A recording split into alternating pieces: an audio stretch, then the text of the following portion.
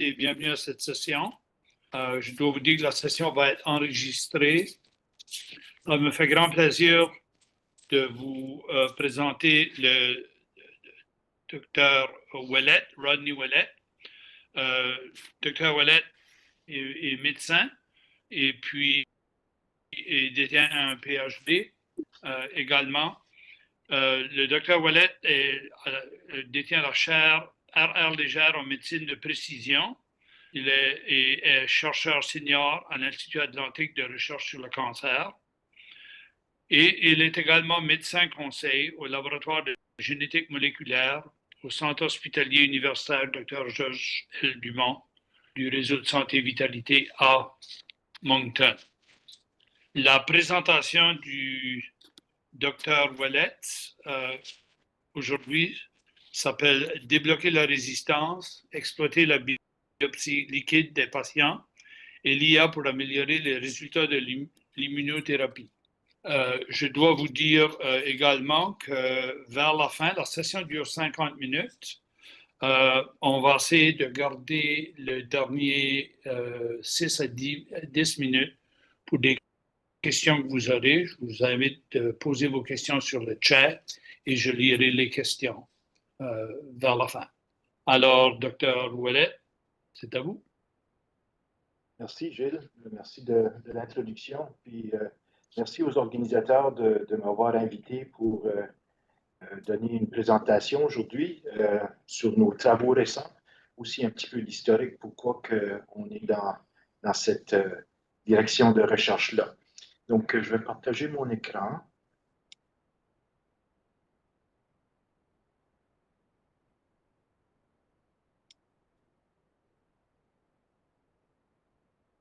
Est-ce que vous voyez mon écran? Non. OK, la roue tourne là. Voilà. OK. OK. Donc, comme Gilles l'a dit, notre projet, c'est vraiment d'utiliser la biopsie liquide pour essayer de comprendre la résistance à l'immunothérapie. Donc, nos études sont focusées sur le patient puis leur capacité de répondre ou non à l'immunothérapie. C'est d'avancer.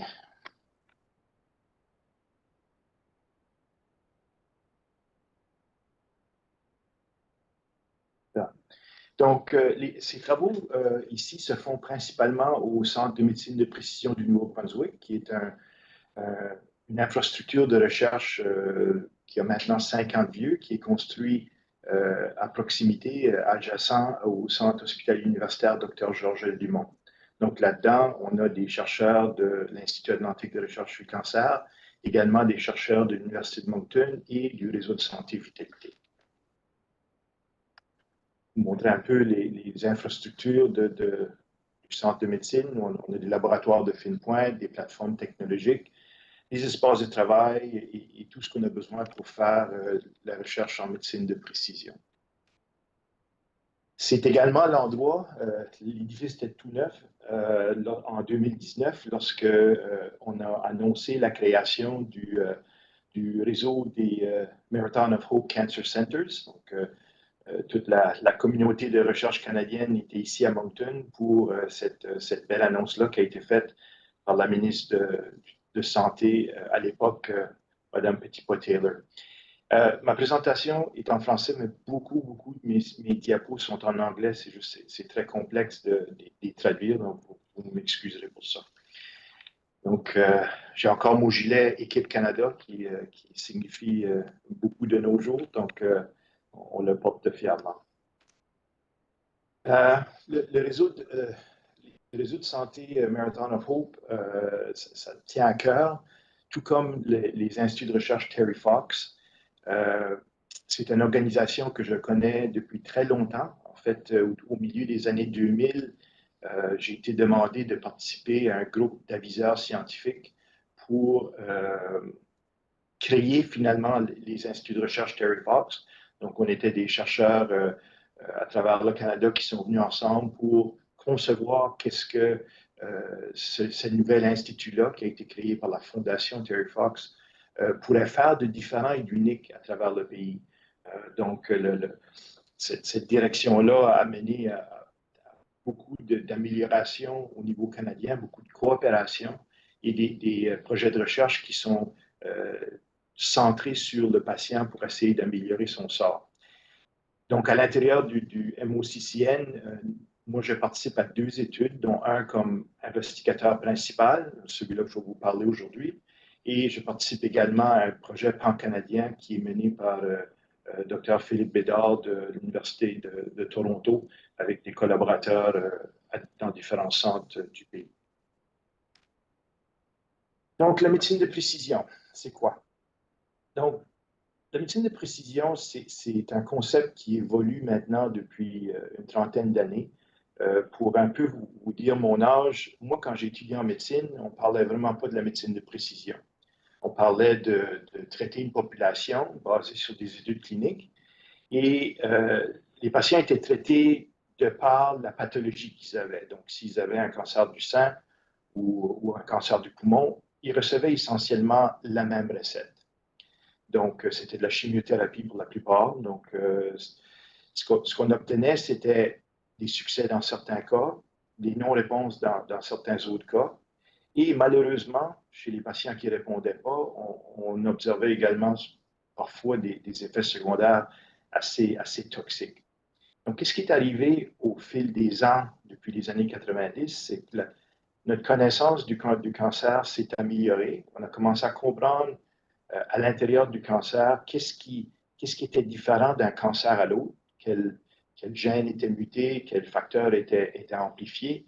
Et on a commencé à développer des thérapies qui ciblaient spécifiquement ces altérations-là. Donc, ce que ça voulait dire, c'est que même si 2 patients avaient un cancer du poumon, ça ne voulait pas dire qu'ils avaient nécessairement les mêmes altérations de base qui feraient qu'ils répondraient différemment à une thérapie ou à une autre. Donc, avec ces outils-là de diagnostic moléculaire, on est maintenant capable de faire du profilage, du fingerprinting, si on veut, du cancer du patient et guider les choix thérapeutiques qui s'en suivent. Donc, essayer d'orienter les patients autant que possible vers des thérapies ciblées qui marchent très bien pour la plupart de ces cas-là. Donc, les patients ont maintenant des traitements adaptés à leur profil personnalisé. Donc, on a passé un peu d'une époque où ce qu'on traitait selon le site anatomique vers des traitements qui sont maintenant dirigés contre des cibles moléculaires. Donc, ça illustre ici un peu le genre de mutation qu'on peut trouver dans certains cancers, pour laquelle, dans la plupart des cas, il y a une thérapie concomitante qui peut être déployée. Au fil des ans, la quantité de thérapies ciblées ne cesse d'augmenter. Au début, je pense qu'un des premiers, c'était pour la leucémie myéloïde chronique, la fusion BCR-ABL, qui a vraiment parti le bal. Et par la suite, les découvertes et les développements de nouveaux médicaments se sont suivis de façon quasi exponentielle. Ce qui est intéressant, c'est que nous, on a commencé à tester justement le BCR-ABL à peu près à la fin des années 90, début des années 2000. Et les thérapies sont tellement efficaces qu'on a encore des patients qu'on a testés à ces débuts-là qui continuent de bien faire avec leur thérapie. Puis je vous rappelle que la leucémie myéloïde chronique, auparavant, avant les thérapies ciblées, habituellement, les patients pouvaient vivre de 5 à 10 ans. Donc, ça a complètement changé les outcomes, les capacités de ces patients-là de gérer ou de vivre avec cette maladie pour des décennies. Donc, ce que je vais vous amener, c'est l'immunothérapie. Donc, les thérapies ciblées, médecine de précision, c'est tous des concepts qui sont très à la mode, mais à peu près 10 ans passés, il y a vraiment eu une révolution au niveau du traitement du cancer. Puis ça a été l'arrivée des immunothérapies en clinique. Puis les immunothérapies, comme le nom l'indique, c'est une stratégie qui déploie notre système immunitaire pour attaquer le cancer. Un des premiers et des plus efficaces, c'est l'utilisation de l'anti-PD1 dans différents types de cancers.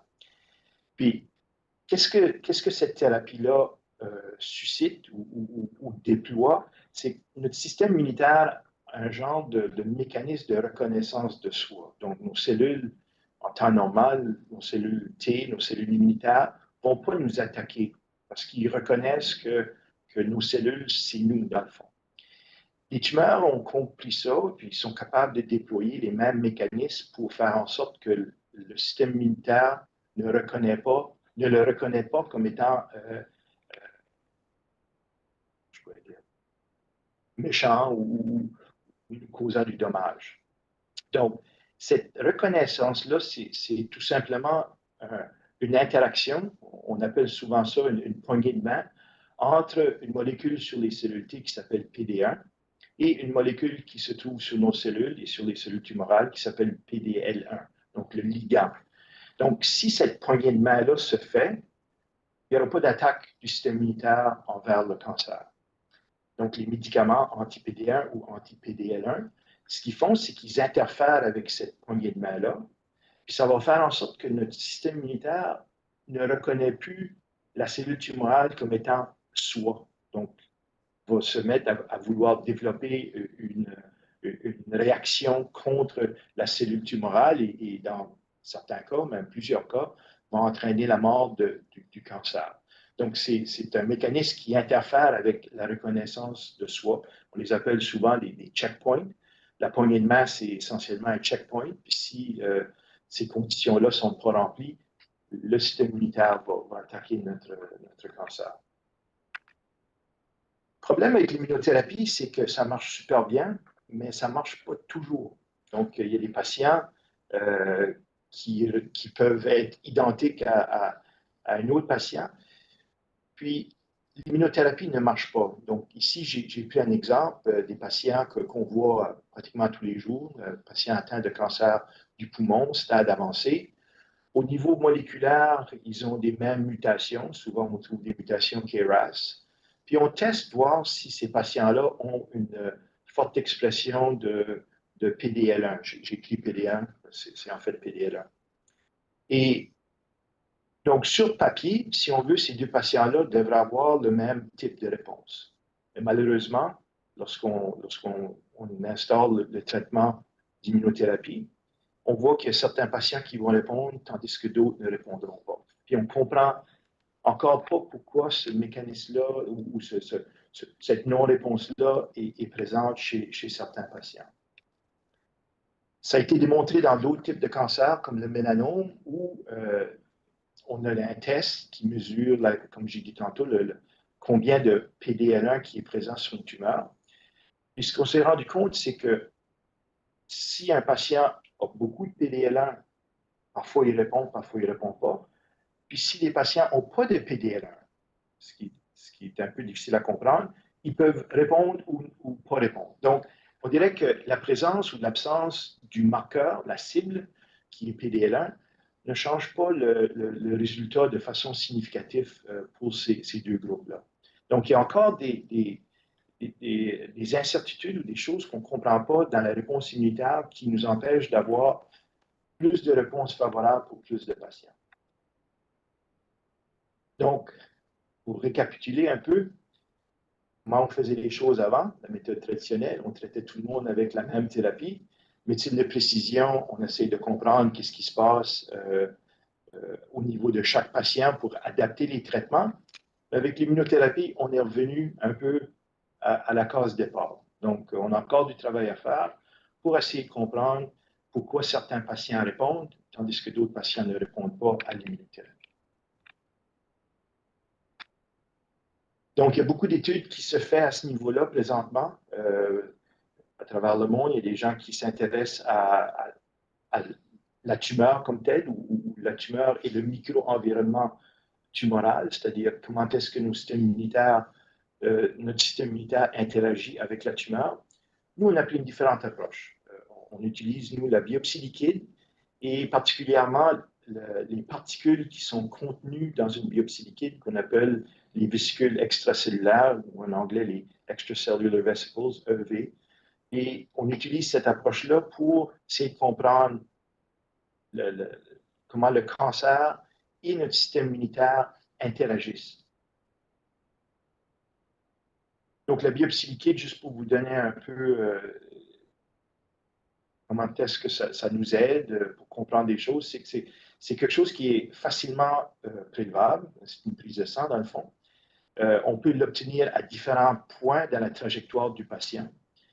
Ça nous donne une vue d'ensemble aussi, parce que c'est un peu une intégration de tout ce qui peut être à l'intérieur du patient. Donc, c'est un outil qui est en train de devenir de plus en plus le choix pour essayer de comprendre les processus biologiques dans le cancer. Les vésicules qu'on étudie, c'est un petit monde en soi. Donc, nos cellules, comme on voit ici représentées, nos cellules, c'est un peu comme une usine. Donc, ils produisent l'ARN, des protéines, toutes les choses qu'on a besoin pour exécuter les fonctions biologiques de tous les jours. Mais on s'est rendu compte, à peu près 15 à 20 ans passés, que nos cellules produisaient également des petites particules, à peu près la taille d'un virus, qui contiennent de l'information. Donc, ils contiennent une partie d'elles-mêmes, soit de l'ARN, l'ADN ou des protéines. Puis ces particules-là sont émises dans le liquide extracellulaire, puis ils vont être captés et interprétés par d'autres cellules. Donc, on peut imaginer ça un peu comme un mécanisme de communication entre nos cellules. Il y en a de différentes tailles. Les plus petites, c'est les exosomes. Un peu plus gros, on les appelle les microvésicule. Puis là, dans le cancer, ben là, il y en a des très grosses, qu'on appelle les oncosomes. Il y a également d'autres particules qui sont un peu le résultat des cellules qui décèdent. Là, on appelle ça des corps apoptotiques. Donc, il y a plusieurs manières d'étudier des phénomènes biologiques par biopsie liquide. On peut utiliser de l'ADN et de l'ARN circulant. On peut utiliser des cellules circulantes. Mais nous, on a choisi, pour des raisons que vous verrez dans quelques instants, d'étudier ce réseau de communication-là, qui sont les vésicules extracellulaires en circulation. Donc, les vésicules, si on regarde, on a appris beaucoup dans les derniers 15-20 ans sur qu'est-ce qu'ils font. Au début, on pensait tout simplement que c'était un mécanisme de se débarrasser des déchets, mais on s'est rendu compte que c'est pas mal plus complexe que ça, puis que les vésicules extracellulaires vont intervenir dans plusieurs processus biologiques très importants, dont les deux que j'ai soulignés, qui sont l'équilibre entre le système immunitaire central et périphérique, ce qui inclut l'interaction, bien sûr, avec le cancer, et aussi toutes les voies de signalité, qui sont essentiellement la transmission de messages qui peut influencer l'activité des cellules qui reçoivent le message. Donc, nous, on s'intéresse à ça parce que, un peu par hasard, il y en a d'autres qui diraient par chance, on a tombé sur une méthode qui nous permettait d'extraire les vésicules du sang de façon rapide et très efficace. Donc, on était en train de travailler avec des peptides synthétiques, puis on s'est rendu compte que ces peptides-là avaient la capacité de non seulement lier la protéine qui nous intéressait, mais étant donné que notre protéine était sur la surface des vésicules extracellulaires, on s'est rendu compte que les vésicules extracellulaires pouvaient être retirées du liquide biologique, donc précipitées, et ça nous donnait de la matière très abondante pour faire des études par la suite. Donc, c'était un peu unique à l'époque, cette technologie-là. Donc, on l'a breveté et par la suite, on l'a licencé à quelques compagnies, soit pour la production ou pour l'utilisation dans des contextes diagnostiques avec, en fait, une compagnie européenne. Dans le processus de comprendre ce mécanisme-là, on a également tombé sur d'autres méthodes, soit l'utilisation de polysaccharides ou des produits chimiques comme le polyéthylénimine.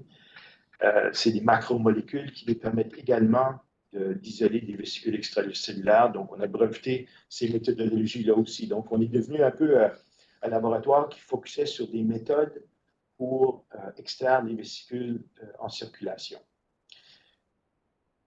Donc, une fois qu'on a un peu développé nos méthodes, mais là, on s'est posé la question, comment est-ce qu'on pourrait répondre à des problèmes importants en biologie ou en cancer? C'est ça notre focus. Donc, on avait commencé à développer la biobanque ici quelques années auparavant, où ce qu'on on essayait de prélever, chez des patients consentants bien sûr, euh, des échantillons de plasma à différents temps dans la trajectoire des patients. Donc, au diagnostic, ensuite avant ou après une procédure comme une chirurgie ou une radiothérapie, et ainsi de suite. Donc, on avait des cohortes de patients, dont dans ce cas ici, des patients atteints de cancer du poumon, où on avait un timeline de la trajectoire du patient avec des échantillons de biopsie liquide. C'est à peu près dans ce temps-là que, justement, l'arrivée de l'immunothérapie s'est faite en clinique et on cherchait une question, puis il y avait une question clairement non répondue qui était justement comment est-ce qu'on fait pour prédire quel patient va répondre à une immunothérapie. Donc, c'est un peu ça qui a été la graine du projet dont je vous parle aujourd'hui. On avait une cohorte très robuste de patients atteints de cancer du poumon. Donc, on s'est mis à regarder dans leurs échantillons, avant qu'ils reçoivent l'immunothérapie, est-ce qu'il y a quelque chose qui distingue ces patients-là entre eux, qui nous permettrait de prédire qui va recevoir, qui va répondre au traitement et qui ne répondra pas. Donc, qu'est-ce qu'on a essayé de voir dans le fond? C'est avec la biopsie liquide, c'est de comprendre qu'est-ce qui se fait dans le micro-environnement tumoral. Donc, autour de la tumeur, il y a des cellules immunitaires. On sait que des fois, ils sont efficaces, des fois, ils ne sont pas efficaces à faire leur job. Puis, est-ce que la biopsie liquide peut nous informer là-dessus, tout en gardant également une perspective sur qu'est-ce qui se passe au système immunitaire à l'extérieur du micro-environnement tumoral. Donc, la biopsie liquide intègre ces deux compartiments-là et peut nous donner un aperçu sur la dynamique système immunologique et le cancer. Donc, c'est ça qu'on voulait essayer de regarder en détail. Donc, le protocole, ça peut paraître un peu complexe, mais essentiellement, en haut à gauche, on commence avec notre population de patients. On avait nos échantillons de biopsie liquide à différents temps. On isole les vésicules extracellulaires. Avec le temps, on sait qui est répondeur et qui est non répondeur. Donc, avec ces échantillons-là, on a fait plusieurs types de profilage. Donc, la cytométrie de flux, du séquençage d'ARN, de la protéomique, l'analyse des protéines, et l'analyse des cytokines, qui sont des petites molécules communicatrices dans un échantillon sanguin. Donc, on a déployé ce projet-là sur plusieurs fronts, donc beaucoup d'informations. J'ai calculé que les données générées par patient sont de l'ordre de 36 milliards de points de données pour chaque patient. Donc, à un moment donné, on a besoin de la capacité d'analyse. Donc, c'est à ce moment-là, avec ces données complexes-là, qu'on se tourne vers des outils d'intelligence artificielle pour nous aider à essayer de développer des signatures de réponse, comprendre qu'est-ce qui sont les interactions entre le cancer et le système immunitaire, puis de voir si on peut prédire des patients qui vont répondre à l'immunothérapie, mais au début ici, parce qu'ils sont toutes essentiellement pareils. Donc, notre population, c'est notre analyse intérimaire. Donc, on avait à peu près 55 patients. On est maintenant rendu à 110. Donc, notre population était très balancée. C'est une population de cancer du poumon, donc d'âge un peu avancé. Les deux sexes étaient plus ou moins balancés. On sait qu'il y a plus d'hommes qui ont le cancer du poumon que les femmes. Mais pour le reste des facteurs, tout se ressemble. Lorsqu'on a analysé le marqueur de réponse de l'immunothérapie, on s'est rendu compte que c'est à peu près moitié-moitié. Donc, la moitié avait beaucoup de PDL1, l'autre moitié n'avait moins, donc ce qui est à peu près typique. Mais ce qu'on voit, ceci, c'est une courbe de survie. Donc, peu importe si on a beaucoup de PDL1 ou moins de PDL1, la réponse est à peu près pareille. Ces patients ici, dépendamment de ce résultat-là, vont avoir soit l'immunothérapie ou l'immunothérapie plus la chimio. Et un peu en reflet de cette donnée ici, les deux groupes répondent, encore une fois, de façon très, très similaire. Finalement, ici, on a la distinction hommes et femmes, et on peut voir que les femmes font un peu mieux que les hommes dans notre cohorte. Donc, c'est des choses qu'on a voulu saisir avec nos analyses subséquentes. On a trouvé des différences intéressantes entre ce qui est la réponse immunitaire des femmes versus la réponse immunitaire des hommes. Donc, nos échantillons, quelques millilitres de plasma de chaque patient, on capture les vésicules extracellulaires et ensuite de ça, on les fractionne pour être capable de regarder les cytokines, les protéines, l'ADN, l'ARN. Donc, ceci, c'est tout collecté, c'est tout analysé de façon individuelle parce que les techniques sont très différentes pour caractériser ces molécules-là. Donc, la première donnée que je vous montre, c'est nos résultats d'ARN, donc le séquençage. C'est celle-là qui était le plus près comment je peux dire, il a fallu développer certaines des techniques parce qu'on ne les faisait pas de façon routine, mais le séquençage, c'est quelque chose qu'on fait de façon routine. Donc, déjà, avec cette première petite cohorte ici, ce n'est pas la cohorte entière, on peut voir que les patients qui sont non répondants, c'est des gènes qui sont surexprimés. Donc, tout ceci, chez les non-répondants en rouge, ces gènes-là sont très actifs. Ici, les répondants en bleu, il y a beaucoup moins de gènes qui sont surexprimés. Donc, en regardant qu'est-ce que ces gènes-là veulent dire, puis qu'est-ce qui sont les mécanismes dans lesquels ils sont impliqués, on voit qu'il y a une variété de processus biologiques qui ne sont pas, je peux dire, sont pas propices à une bonne réponse immunologique qui sont actifs. Pourquoi qu'il y en a moins chez les répondants que les non-répondants? On pense qu'il y a probablement, maintenant avec du recul, on pense qu'il y a un chemin qui mène vers le succès, mais il y a plusieurs chemins qui mènent vers l'échec. Quand on regarde la réponse à l'immunothérapie, puis je vais vous en parler un peu plus tard. Donc, en prenant ces données-là, qui sont maintenant ici, on a essayé de faire ce qu'on appelle du clustering pour voir si on pouvait clairement délimiter. Déjà, on avait une indication qu'on pouvait délimiter les répondants et les non-répondants.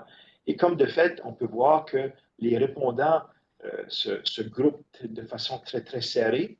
Les non-répondants également, mais il y a un petit peu plus de distance entre les non-répondants qui signe probablement justement la variété des mécanismes qui sont altérés chez ces patients-là.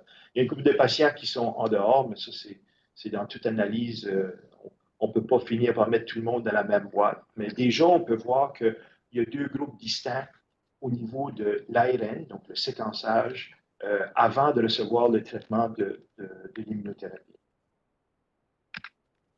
Si on regarde qu'est-ce que ces mécanismes-là sont en train de provoquer ou d'entraîner, chez les répondants, ici, on peut voir que les mécanismes, en regardant tout simplement l'ARN, ce sont des mécanismes qui sont pro-anticancer, donc des pro-activation immunitaire, je devrais dire. Donc, l'activation des pathways de cellules T, cellules B, et d'autres pathways qui sont favorables. Si on regarde du côté des non-répondants, on voit des voies signalétiques comme EGFR, leptine, androgène. C'est tous des pathways qui ne sont pas propices à une réponse immunitaire IL-4. C'est tous des pathways qui sont plutôt pro-tumeur. Donc, c'est des choses que je vais essayer d'expliquer un peu plus tard. Donc là, on s'est tourné, on a mis au point la technique d'analyse des cytokines. Et ici, on voit un peu la même chose, mais d'une autre facette. Donc, ici, on a une courbe qui montre laquelle des cytokines est associée avec une plus longue survie sans progression. Et ici, les cytokines qui sont associées avec une plus courte survie sans progression du cancer. Ici, c'est en univarié, ici, c'est en multivarié. Donc, on voit que des cytokines comme CD40, VEGF, IL-6 sont associés avec des patients qui vont moins bien, tandis que des cytokines comme CXCL10, CCL5, qu'on connaissait déjà, sont associés avec des réponses favorables. Et si on fait des courbes de survie, on peut voir que les patients qui ont plus de VEGF vont moins bien, ceux qui en ont moins vont mieux, et à l'inverse, les patients qui ont plus de CXCL5 vont mieux, ceux qui en ont moins vont moins bien. Donc, on commence à avoir des tendances qui se dégagent dans ces patients ici avant de recevoir l'immunothérapie. La dernière méthode qu'on a mis au point il y a quelques mois, c'est l'analyse de la totalité des protéines présentes dans l'échantillon des vésicules. Donc, c'est une technique qui est très nouvelle, qui utilise des anticorps. Ici, on a notre protéine, mettons. Ici, on a des anticorps spécifiques à la protéine qui contiennent un barcode d'ADN. Donc, si le barcode est complémentaire, ça veut dire qu'il y a deux anticorps qui ont reconnu notre protéine. Donc, il y a un appariement. Donc, les deux copies complémentaires se joignent. Et ensuite, ce fragment d'ADN-là peut être compté avec un séquenceur. Donc, ça nous permet de voir, nous, on l'a fait avec les kits de 3000 protéines, mais maintenant, on peut même analyser jusqu'à 5000 protéines. Donc, on peut voir ici les répondants, ici les non-répondants. Ils ont des protéines qui sont très distinctes entre les deux groupes. Et si on regarde qu'est-ce qui sont les mécanismes, les pathways qui sont associés avec une réponse, un peu comme je vous ai expliqué tantôt, on voit, c'est peut-être un peu petit pour vous autres de voir, mais on voit la prolifération des cellules B, la différenciation des cellules B, la prolifération des cellules T. Donc, c'est toutes des indications que le système immunitaire est prêt. Il est prêt et il attend juste le bon signal, si on veut, pour combattre le cancer. Les non-répondants, ça se complique. On voit des mécanismes qui recrutent des neutrophiles, qui recrutent des macrophages, des monocytes. Ça, c'est toutes des cellules qui ont tendance à arrêter la réponse immunitaire. Donc, c'est des mécanismes qui sont appliqués, par exemple, lorsqu'on a une blessure, puis qu'on veut arrêter l'inflammation, puis qu'on veut que la blessure se guérisse comme il faut, c'est les mécanismes qui vont être recrutés. Donc, ce n'est pas propice à une attaque par nos cellules B et nos cellules T qu'on voit ici. On voit beaucoup les pathways impliqués dans l'angiogénèse. Ça, c'est très suppressif à une réponse immunitaire. Donc on voit dessiner vraiment des différences profondes entre les répondeurs et les non-répondeurs. Là, on a essayé de capter cette information-là de façon plus visible. Donc, pour essayer de voir, je vous ai parlé tantôt du micro-environnement tumoral, donc tout ce qui se passe autour de la tumeur, en intégrant nos données de séquençage et de protéomique, on peut voir que les répondants et les non-répondants ont différents contextes cellulaires. Je vous ai parlé des neutrophiles, des macrophages, des cellules B, des cellules T. Les non-répondeurs ont beaucoup plus de macrophages M2 que des M1. Ils ont beaucoup plus de neutrophiles. Si on regarde du côté des répondeurs, beaucoup plus de M1, qui est une bonne chose, moins de M2, moins de neutrophiles. Donc déjà là, on peut voir une différence entre les cellules qui sont responsables de soit une activité pro-cancer ou anti-cancer. D'autres choses importantes, vous l'avez sûrement vu, c'est que les répondeurs ont un signal robuste de cellules T. Les non-répondeurs, on n'a pas ces signaux-là. On a absolument besoin des cellules T pour combattre le cancer.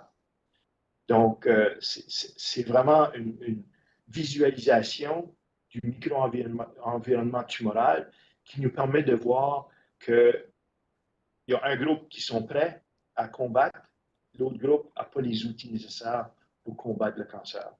Donc ici, juste si on focus sur les macrophages que je vous ai parlé tantôt, les non-répondants ont beaucoup moins de M1 qu'ils devraient avoir, beaucoup plus de M2 qui empêchent la réaction immunitaire. À l'inverse, les répondeurs ont beaucoup plus de M1, beaucoup moins de M2, donc plus favorable. Donc, l'ensemble, ce que j'ai voulu vous présenter aujourd'hui, c'est le micro-environnement tumoral qui est un peu le champ de bataille de notre système immunitaire contre le cancer. Il y a des pathways, des mécanismes qui sont vraiment pas, moi je veux dire, qui sont pas propices à avoir une réponse favorable chez les non-répondeurs. Ça implique les M2, les myéloïdes suppresseurs qui sont un peu les neutrophiles, des cytokines comme IL-6. Il y a également des défauts, je n'en ai pas parlé parce que ça aurait pris beaucoup trop de temps, euh, mais dans la présentation des antigènes qu'on a besoin également pour combattre le cancer. L'angiogénèse est très présent chez les non-répondeurs, des voies de signalisation TGF-bêta.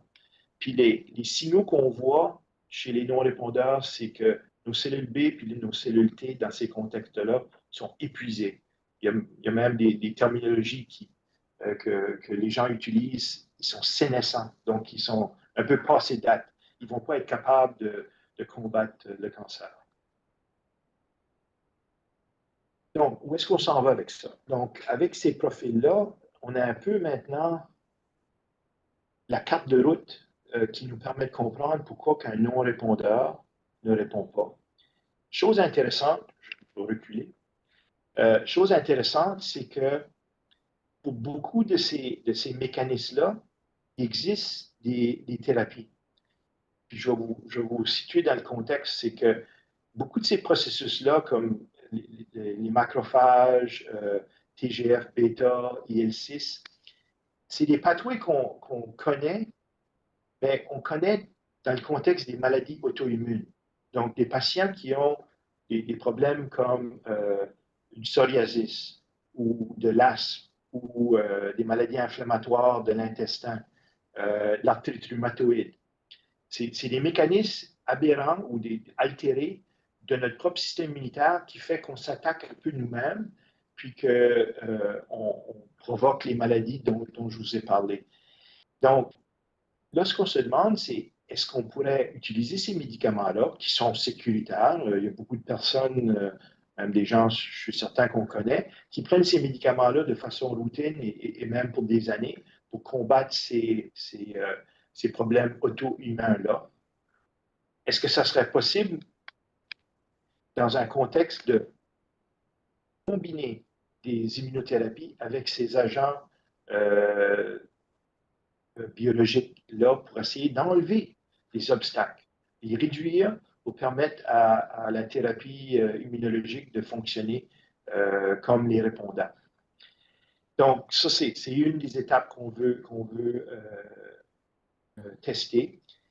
Pour ce faire, on ne peut pas vraiment y aller directement vers les patients atteints de cancer. Donc, on a développé un modèle de souris qui récapitule le système immunitaire humain, les cancers humains, qu'on veut essayer de tester ces mécanismes-là.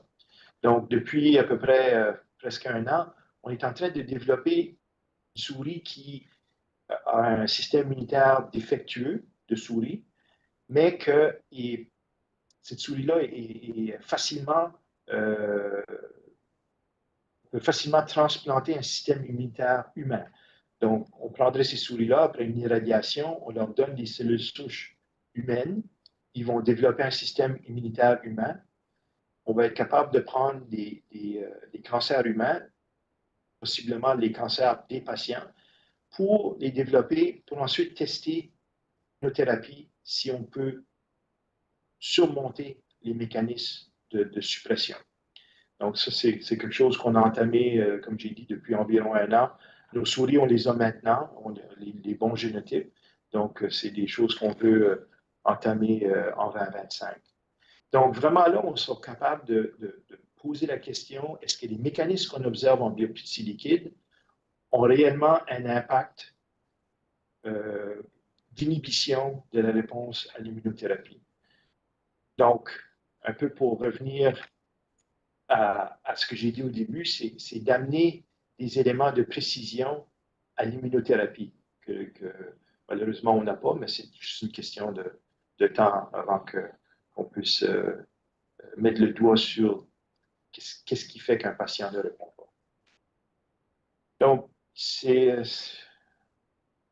un travail qui a impliqué beaucoup de personnes, tant au niveau laboratoire, au niveau de la bioinformatique d'IA, au niveau de la biobanque qui recrute et concentre tous les patients qui ont participé, et les cliniciens aussi qui nous aident à identifier les patients pour ces études-là.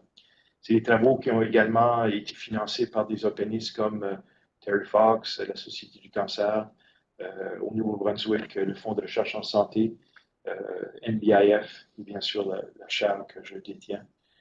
Donc, je vous remercie pour votre attention, puis ça me ferait plaisir de. Je suis sûr qu'il y a des questions. Je ne suis pas sûr que j'ai été aussi clair que j'aurais pu l'être, mais certainement, n'hésitez pas, je vais essayer de répondre à vos questions.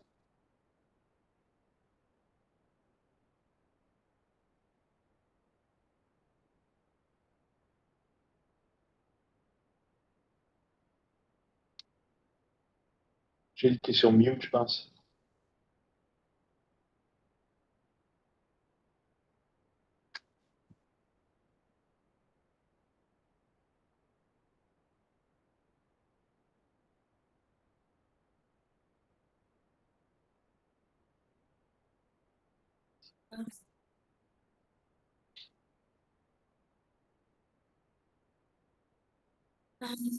Gilles, would you like to ask Question. anyone who's closed the session?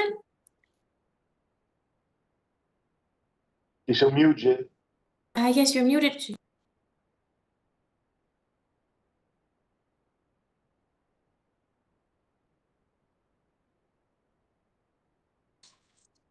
Well, I guess we'll have to thank you so much, Dr. Roulette, for your presentation. Thank you so much. And anyone, Nicole has a question. Okay, let's see. There is a question in the chat for Dr. Roulette. In the chat. But I don't know. I'm waiting to see. Stop sharing.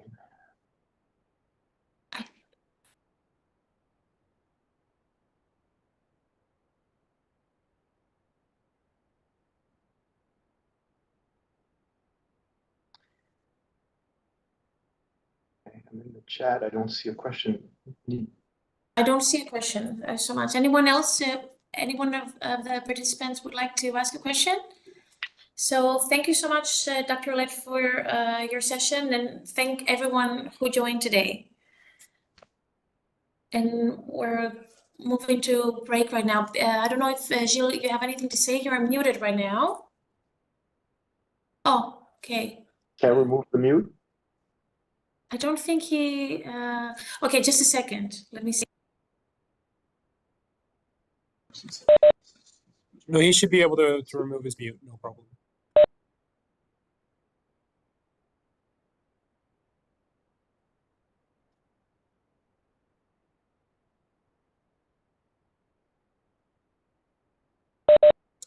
Gilles has complete control over his own thing. Just at the bottom, Gilles, you'll see a little microphone with mute next to it. If you click that.